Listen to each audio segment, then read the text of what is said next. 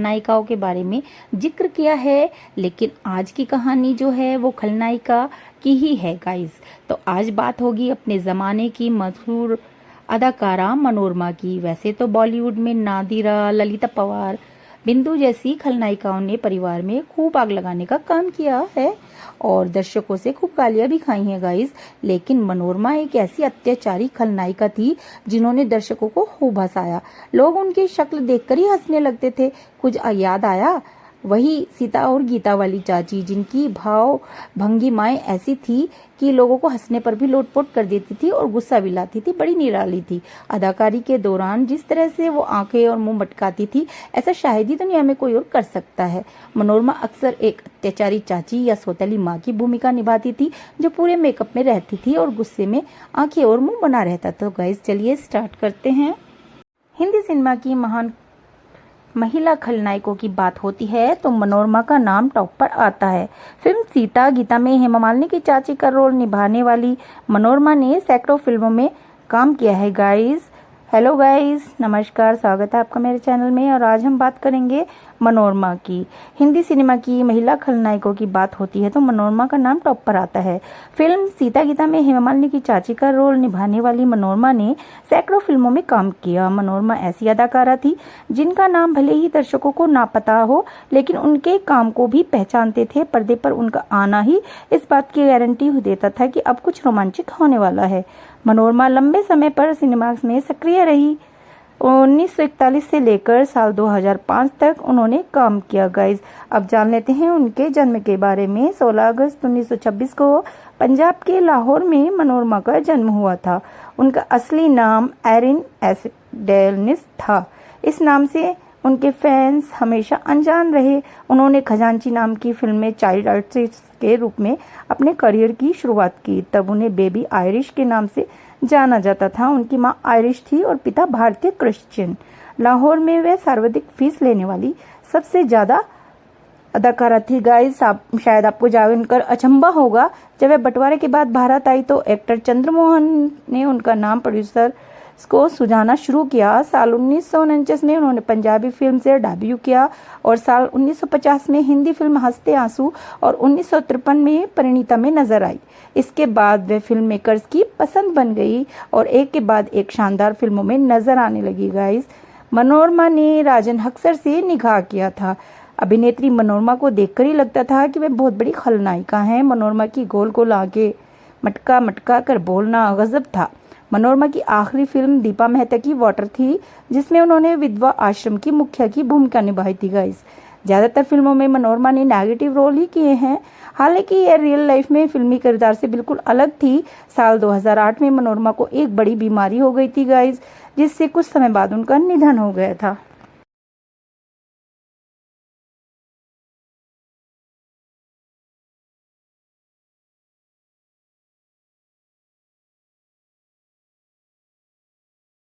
आपको बता दें गाइस कि एक्ट्रेस मनोरमा ने काफ़ी सारी फिल्में की हैं अपने करियर में, लेकिन उन्होंने बतौर चाइल्ड आर्टिस्ट करियर की शुरुआत की थी गाइस।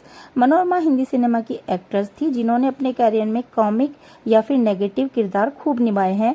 वह सबसे ज़्यादा पॉपुलर सीता और गीता का एक फूल दो माली और दो कलियों जैसी फिल्मों में आंटी के किरदार से खूब पॉपुलर हुई हैं गाइस। बता दें मनोरमा ने अपने करियर की शुरुआत बतौर चाइल्ड आर्टिस्ट ही की थी, लेकिन भारत में नहीं बल्कि लाहौर में। मनोरमा में लगभग 160 फिल्मों में काम किया है गाइस।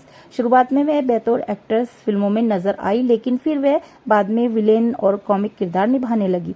मनोरमा ने हाफ टिकट, 10 लाख, झनक झनक पायल बाजे, मुझे जीने दो, महबूब की मेहंदी, बॉम्बे टू गोवा और लावारिस जैसी हिट फिल्मों में काम किया है गाइस। मनोरमा की पर्सनल लाइफ की बात करें तो उन्होंने राजन अक्सर से शादी की थी और वो भी तब एक्टर थे, लेकिन फिर पार्टीशन के बाद दोनों मुंबई आ गए और यहाँ राजन बतौर प्रोड्यूसर बन गए और मनोरमा ने बतौर एक्ट्रेस ही काम करना उचित समझा। साल 2007 में मनोरमा को स्ट्रोक की दिक्कत हुई। हालांकि वह उससे ठीक हो रही थी, लेकिन फिर उन्हें कुछ कॉम्प्लिकेशंस होने लगे। इसके बाद 15 फरवरी 2008 को उनका निधन हो गया गाइस।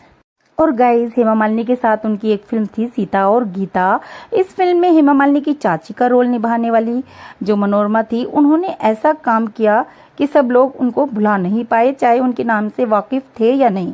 हिंदी सिनेमा की महान खलनायिका की बात करें तो मनोरमा का नाम टॉप पर आता ही है गाइज, ये कहने में कोई भी हिचक नहीं कर सकता। अब उनके कुछ रोमांचक होने वाला दृश्य आएगा उनके नाम के साथ ही ये लोग फील कर लेते थे गाइज। और उन्होंने पंजाबी फिल्मों में भी काम किया गाइज। अभिनेत्री मनोरमा को देखकर ही लगता था कि वह बहुत बड़ी खलनायिका होंगी और कॉमेडियन भी लगती थी वो। मनोरमा की गोल गोल आंखें जो थी वो मटका मटका कर बोलना गजब का होता था गाइज। मनोरमा की आखिरी फिल्म दीपा मेहता की वाटर थी जिसमें उन्होंने विधवा आश्रम की मुखिया की भूमिका निभाई थी। ज्यादातर फिल्मों में मनोरमा ने नेगेटिव किरदार ही निभाया, हालांकि ये रियल लाइफ में फिल्मी किरदार से बिल्कुल अलग थी।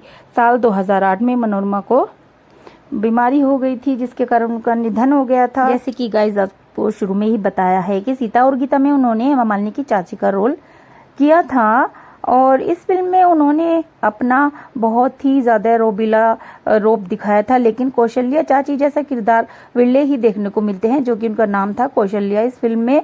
और 1972 में आई सीता और गीता में मनोरमा द्वारा निभाया गया कौशल्या चाची का किरदार आज भी बेहद लोकप्रिय है। आलम कुछ ऐसा था कि सीता और गीता के बाद लोग इस चाची से नफरत करने लगे थे गाइस।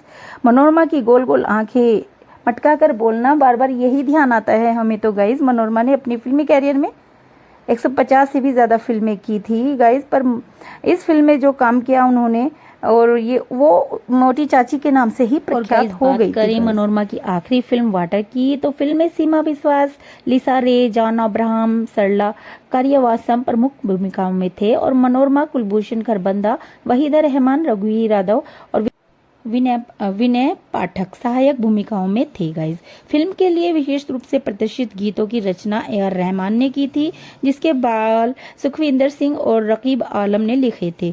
राष्ट्रीय व्यापी विवाद के बाद रहमान द्वारा फिल्म छोड़ने के बाद बैकग्राउंड स्कोर की रचना माइचल राणा द्वारा की गई थी। मनोरमा को एक ही संतान थी, बेटी, और वो शादी कर दूर रहती थी और इसलिए मनोरमा की देखभाल करने के लिए कोई नहीं था। और लास्ट टाइम पे मनोरमा को ये भी दुख था मीडिया की माने तो कि कोई बॉलीवुड वाला उनके पास नहीं जाता था।